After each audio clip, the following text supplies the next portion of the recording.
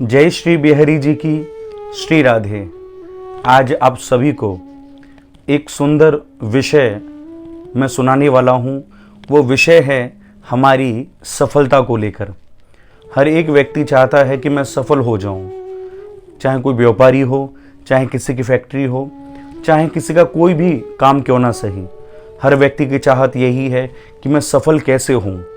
तो मैं आपको सफलता के वो 5 रास्ते बताऊंगा और उन रास्तों पर चलकर आप भी सफल हो सकते हो।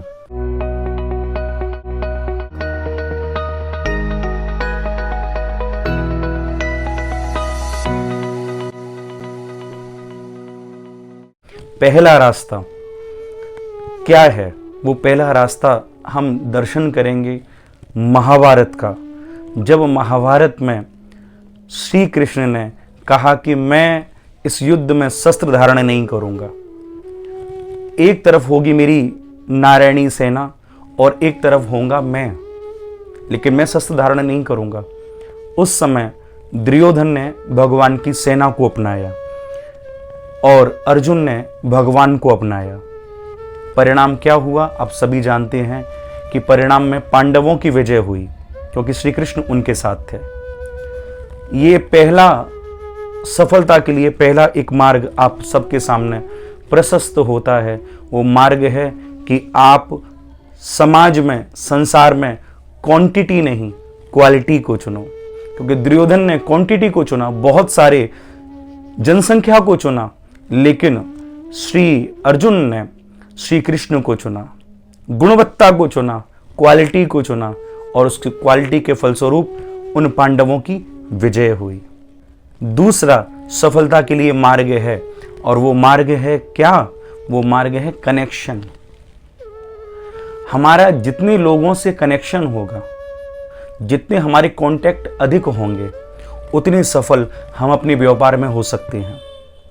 हम यदि व्यापार में लोगों से लड़ेंगे तो हमारे संपर्क में आए हुए लोग हमारी चारों तरफ निंदा करेंगे, जिस निंदा के कारण हम सफल नहीं हो सकते।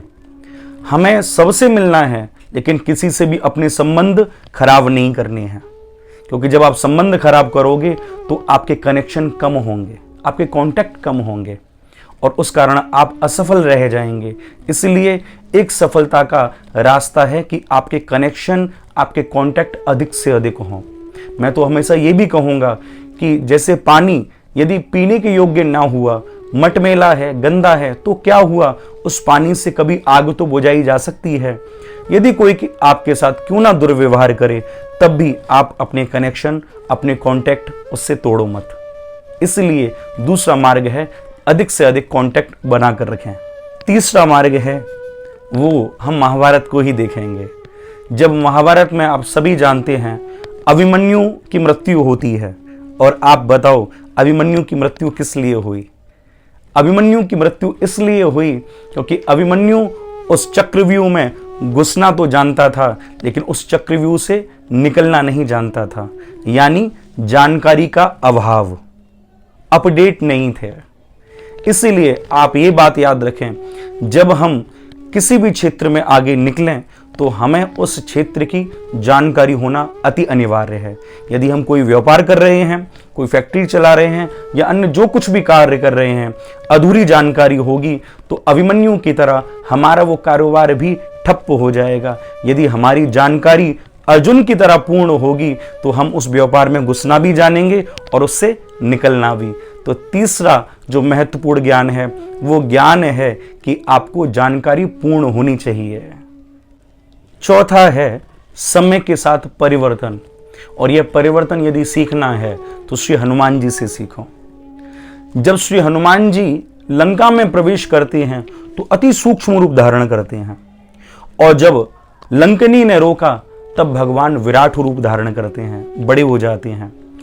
तो चौथा महत्वपूर्ण ज्ञान यह है कि हमें समय अनुकूल देखकर ही कार्य करना चाहिए। उसके समय को देखकर खूब बड़े भी कार्य हम करें, और जब समय विपरीत हो तो उन कार्यों को सूक्ष्म रूप से कर ही अपने कार्य को सफल करें। हमें छोटा और बड़ा दोनों ही होना आना चाहिए। ऐसा नहीं है कि हम केवल बड़े बड़े होना जानते हैं। यदि हम छोटा नहीं होना जानते तो हम व्यापार में फेल हो जाएंगे। इसलिए आप बड़े और छोटे दोनों ही होना जानो श्री हनुमान जी से। पांचवा ज्ञान बहुत ही महत्वपूर्ण, और वो पांचवा ज्ञान क्या है मैं आपको बताऊं। जब दुर्योधन के पास हस्तिनापुर था, सब कुछ था, तब भी जब भगवान शांति दूत बनकर जब पांडवों ने 12 वर्ष का वनवास किया और 1 वर्ष का अज्ञातवास किया, तो भगवान शांति दूत बनकर आए और दुर्योधन से कहने लगे कि दुर्योधन आप केवल 5 गांव ही दे दो, केवल 5 गांव दे दो।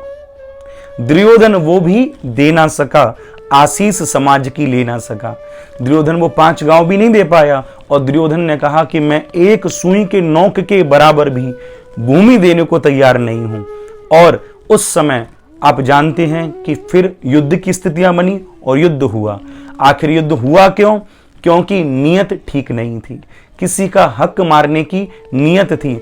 जब भी आप किसी का हक मारना चाहोगे, आपकी नीयत विपरीत होगी, तो आप किसी भी व्यापार में सफल नहीं हो सकते। बड़े बुजुर्ग कहते हैं नीयत में ही बरकत छुपी है, जिसकी नीयत साफ है उसकी बरकत जरूर होगी।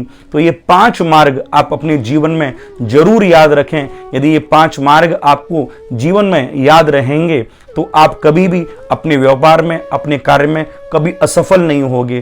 पहला कि आप क्वालिटी पर ध्यान दो, आपके अंदर जितनी गुणवत्ता अच्छी होगी उतना लोग आपसे जुड़ना चाहेंगे। दूसरा, आप कनेक्शन अधिक से अधिक लोगों से बनाकर रखो। तीसरा, आप अपडेटेड रहो, जानकारी पूर्ण होनी चाहिए। चौथा, समय के साथ बदलाव भी करते रहना चाहिए। और 5वां जो महत्वपूर्ण ज्ञान है वो है कि कभी ईर्ष्या मत करो, कभी किसी हक मत मारो। यदि ये 5 मार्ग आपने चुने तो सफलता आपके चरण चूमेगी, आपके पांव चूमेगी। प्रेम से कह दो श्री राधे। इसीलिए इस वीडियो को अधिक से अधिक शेयर करके सभी मित्र, स्वजन, भाई बंधु सभी तक पहुंचाओ। और जो भी सफलता चाहते हैं तो इस वीडियो के माध्यम से उन्हें कोई ना कोई मार्ग जरूर मिलेगा। तो आप इस वीडियो को शेयर अधिक कर दीजिएगा। प्रेम से कह दो श्री राधे।